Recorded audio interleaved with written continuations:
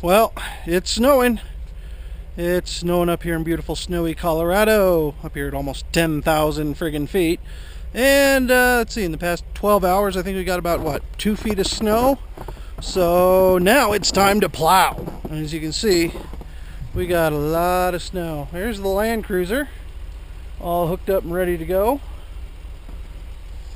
The plow on it and everything. So we'll see you in a minute. Just so you know, this is a 1973 Toyota Land Cruiser FJ40. I've had it for years.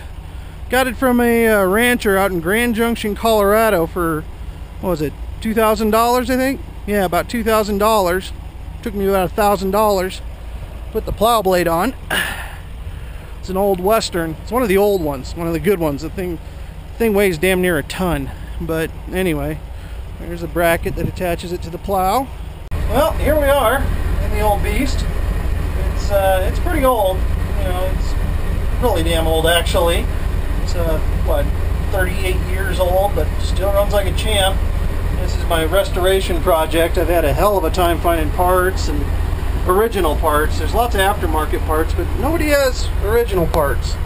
So I had to replace the original F engine with a 2F engine, which was the ladder series, which was fine with me because I had a custom built motor put in it. It cost me about $7 grand, but it's worth every penny. Originally this came with a 3.9 liter straight 6. Great engine, great, I mean huge torque. The thing only goes about 75 miles an hour top speed. It only has a 3-speed transmission, but it's geared for torque. This thing is geared for power. It'll climb a tree. I'm not kidding, it will.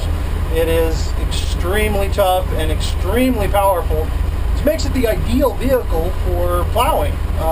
It's got a really sharp turning radius, which is also really useful for plowing. A lot of times you see pickup trucks or SUVs that have been modified, or you know, they put the plow bracket on there and they have horrible turning radiuses. This thing is great. I can get just about anywhere in this. Oh yeah, there we go. Look at that sucker go up.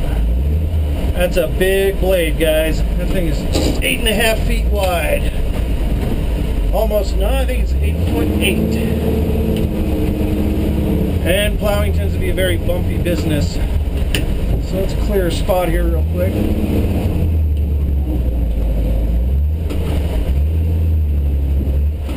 Push it right up into the flower bed. That way the flowers will be happy. Just come this spring with all the moisture down there. Another spot down here.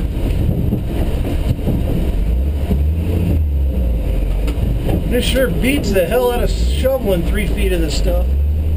Actually not 3 feet, but we're coming up close on 3 feet. And by the way, yes, I do have it in 4-wheel drive right now. There's not a chance in hell that I'd be able to do this 2-wheel drive. Now originally this vehicle, this old Land Cruiser, came with a V6 3.9 liter. Like I said, I had to replace the engine because I couldn't get parts for it anymore. The old engine, the F engine. So,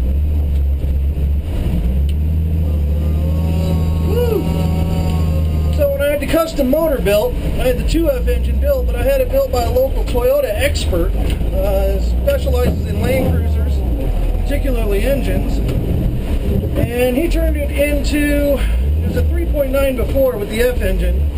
The 2F engine was also 3.9. However, this one, I had him bore over, stroke, balance the cams, do a lot of stuff to it. So now it's a 4.23 liter engine, which is a lot of power. And of course the straight 6 configuration gives you a lot more torque. As you can hear, I'm barely hitting the gas. And I'm not even in low range. I've been able to push about 5 feet of snow with this at a time. That right there would take you 20 minutes to shovel.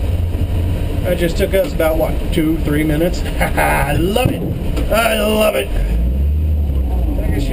Like I said, sure beats the living hell out of shoveling, I'll tell you that. Oh. Alright. just about right. Anyway, oh, and the transmission in this is the original 3-speed, but the 3-speed is all torque. Whew, it's coming off the roof now. I got about 2 feet of snow on the roof. Little hint for you guys plowing or trying to get through heavy snow, don't clear off the roof of your car. You want that extra weight for traction. That really comes in handy. It really does.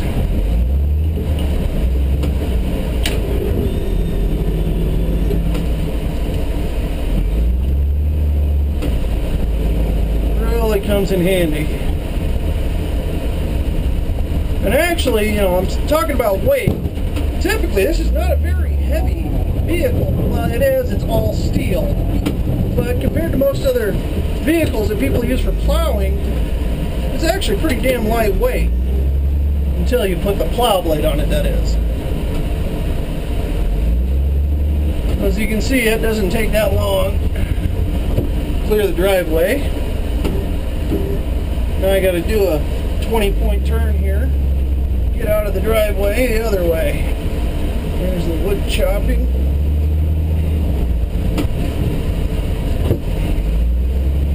But once again, great turning radius.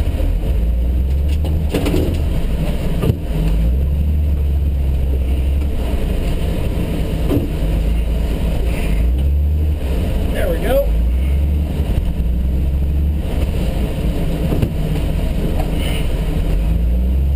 Although power steering would be nice because it's just rack and pinion.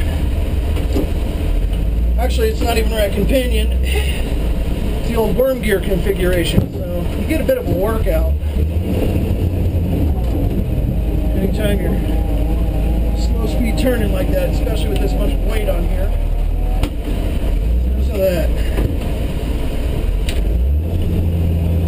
Now most engines, since this is a straight configuration, most engines will redline somewhere between, anywhere between 5 and 8,000 RPM. This one, I redlined at about 3,600.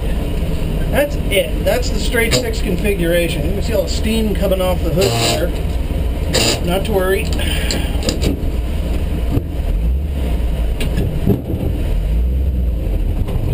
I'm going to go up around the street and clear the area. I'm going to get this stuff first. You can hear I'm not hitting very many RPMs. I'm staying about 1,200 RPMs. And occasionally you'll hear me grind a gear because the old 3-speed tranny does not have synchro mesh in it. So you really got to know what RPM to shift at. If you don't know what RPM to shift at, you tend to grind gears quite a bit. Alright, let's go for a quick run around the neighborhood. Just kind of clear some of this stuff out. Well, so that's about it. You can see quite a bit of snow. Got a couple feet. And we're supposed to get a couple more feet tomorrow.